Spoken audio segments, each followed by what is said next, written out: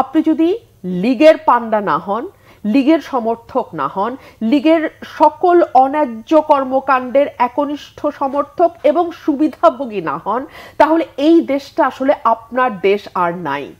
পরিস্থিতি একেবারেই স্বাভাবিক নয়, একেবারেই শান্ত তো দূরেই থাক, একেবারেই স্বাভাবিক। আমি আজকে দেখছিলাম যে সন্ধ্যাবেলা কোটা আন্দোলন যারা করছেন, আমাদের সেই ছেলেরা, আমাদের সেই সন্তানরা, তারা আগামীকাল আরেকটি কর্মসূচি ঘোষণা করেছে।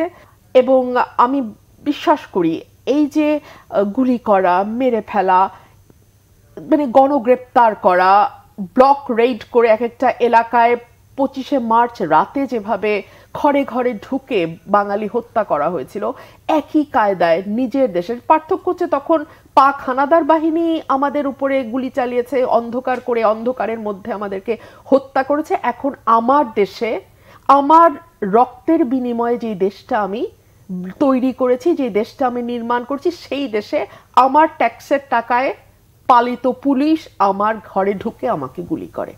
আমার টাকায়, আমার ট্যাক্সের টাকায় যেই আইন শৃঙ্খলা রক্ষাকারী বাহিনীর কর্মকর্তারা, কর্মচারীরা বেতন পায়, সেই তারাই এলাকায় এলাকায় ঢুকে অন্ধকার করে দেয়, লাইট নিভিয়ে দেয়, স্ট্রিট লাইট জ্বলে না, ইন্টারনেট কানেকশন অফ করে দেয়। যেই বাসায় তারা ঢোকে সেই বাসায় ইন্টারনেট কানেকশন অফ করে দেয়।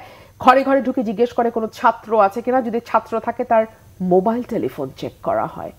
আপনি বলেন, নিজের দেশে সেকেন্ড ক্লাস না, থার্ড ফোর্থ ক্লাস সিটিজেনের মতন বাংলাদেশের মানুষকে বাস করতে হয়।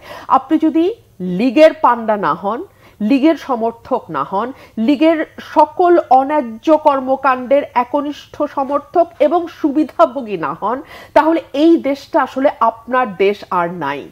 এই দেশটা আসলে আপনার জন্য একটা মানে মরণ চুল্লির মতন, যে আপনি যে কোনো সময় আপনার সাথে যে কোনো কিছু হতে পারে। আপনাকে গুলি করে মেরে ফেলতে পারে, আপনাকে তুলে নিয়ে গুম করতে পারে, আপনাকে ডিবি অফিসে ধরে নিয়ে গিয়ে বলতে পারে আপনার নিরাপত্তার জন্যই আপনাকে নিয়ে যাওয়া হয়েছে, এবং সেখানে জাতিসংঘের হাইকোর্টের ভাষায় তামাশা করে খাওয়া দাওয়ার ছবি ফেসবুকে ছড়িয়ে দেওয়া হতে পারে।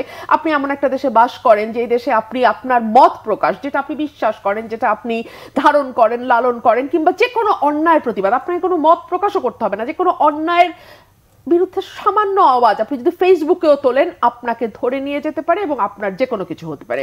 গত কয়েকদিনে 10,000 মানুষকে গ্রেপ্তার করা হয়েছে, মামলা হয়েছে একটির পর একটি, অজ্ঞাতনামা আসামি হয়েছে শত শত, এবং এইসব মামলায় আসলে কাকে ধরবে কাকে ধরবে না আপনি জানেন না।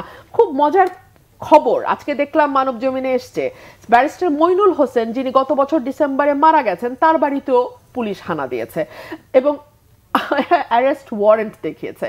পরে যখন বলা হয়েছে উনি মারা গেছে, পুলিশ এটুকুও জানে না বাংলাদেশে বাস করে একজন সিনিয়র অ্যাডভোকেট মারা গেছেন। মইনুল হোসেনকে আপনি পছন্দ করেন না করেন, ব্যক্তিগতভাবে আপনার সঙ্গে ভালো সম্পর্ক নাই থাকতে পারে, কিন্তু উনি একটা ফিগার ছিলেন।